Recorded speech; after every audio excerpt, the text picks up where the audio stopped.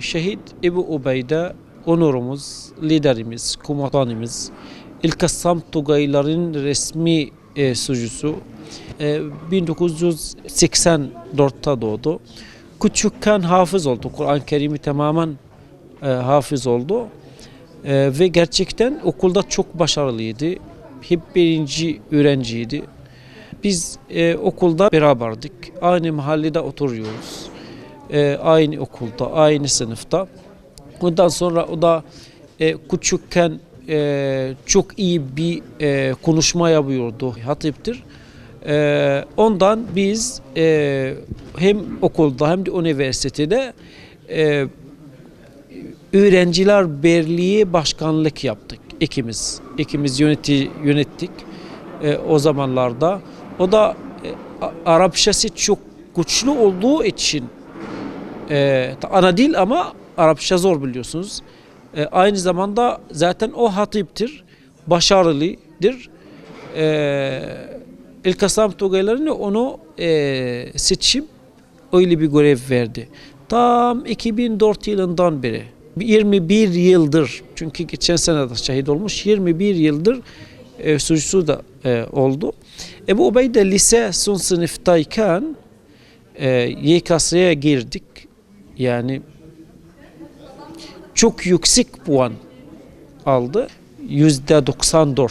Bizde %94 çok iyi bir puan. Çok yüksek sayılır. Tıp ve mühendislik kazandı ama ilahiyeti tercih etti. Niye? Ben ona sordum ya. Gerçek adı Huzeyfe. Huzeyfe el-Kahlut. Yani lakabı Ebu Ubeyde ama Huzeyfe el-Kahlut gerçek. Ben Huzeyfe kardeşim, sen yani niye tıp okumuyorsun sen? Niye ilahiyat? İlahiyat herhangi öğrenci ilahiyat okuyabilir. Yani yüksek puan almak gerek yok ilahiyat okumak için dedim. Dedi Zahir dostum, millete, kamuya, Müslümanlara vetfa eden en başarılı öğrenci olması gerekiyor dedi. Onun için ben ilahiyat okumak istedim ve vetfa, iyi doğru bir vetfa vermek istedim millete ve özellikle cihad, cenk için milletimize ve bütün Müslümanlara çalışacağım. Müftü olursam. İşte bu Ubeyde elhamdülillah ilahiyat okudu. Çok yüksek ve üst başarıyla mezun oldu. Yüksek lisans da yaptı. Bitirdi. Doktoraya başladı ama bitirmeden önce şehit olmuş. Ebu Ubeyde böyleydi. Ebu Ubeyde'nin hanimi de vardı. İsra Hanım. İsra Hanım da çok iyiydi. Çok o da maşallah çok başarılı. Hep kocası Ebu Ubeyde yanında duruyordu. Ebu Ubeyde 4 çocuk babası. 2 olan 2 tane kız. Hep ümmet için öğretiyordu çocuklarına. Filistin için. Bizde işgal altında şehirlerimiz var ya, Hayfa, Yafa vesaire, hep hatırlatıyordu bunlar için. Yani Filistin unutmamak için, ama sonunda Ebu Ubeyde Allah rahmet eylesin. Biz iyi biliriz, o da iyi biliyordu. Bu yılın sonucu şehadet olduğunu iyi farkında. Hep şehit olmak istedi zaten ve elhamdülillah istediği nihayete ulaştı ve şehadet şerbetine yetişti ve artık Ebu Ubeyde bütün nesillere örnek oldu. Gerçek örnek. Superman, Spiderman hayaller gibi değil, gerçek örnek oldu. Bu da çok büyük bir kazanç. Ebu Ubeyde biz beraber İngilizce dersi okuyorduk ve İngilizce sınavı için çalışıyorduk.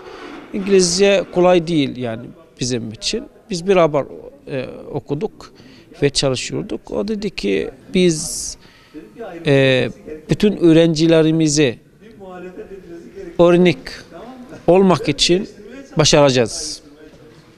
Ve yüksek puan kazanmamız gerekiyor. Ve hep böyle zaten diyordu. Ve elhamdülillah aynı şekilde yani kazandık, yüksek puan aldık. Ve gerçekten birinci öğrenciler olduk. Bu da çok önemli bir şey. Aynı zamanda Ebu Ubeyde gazeteciler tehlikeli bir sorular soruyordu bazen. Ama o efsane, yani gerçekten çok dikkatli. Hiçbir hata yapmadı. 21'e yıla kadar suçlu oldu. Hiçbir hata. Büyük siyasetçiler hata ediyor, unutuyor, karışıyor. O da olmadı öyle bir şekilde. Biz de Müslümanlar olarak Ebu Ubeyde mirasını paylaşmamız gerekiyor. Ebu Ubeyde'nin yoluna biz devam ettirmek gerekiyor. Ebu Ubeyde bu yola geçti, biz de bu yola geçmesi gerekiyor.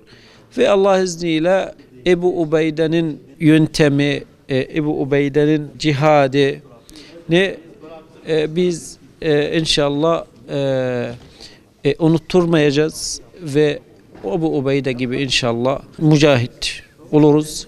Şehit bile de oluruz.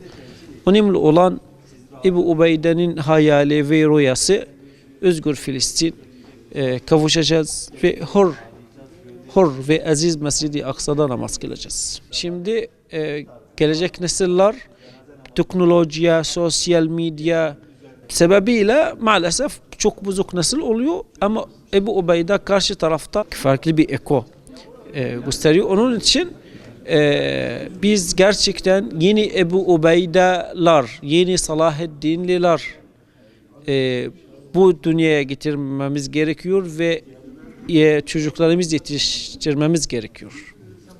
Sağ ol.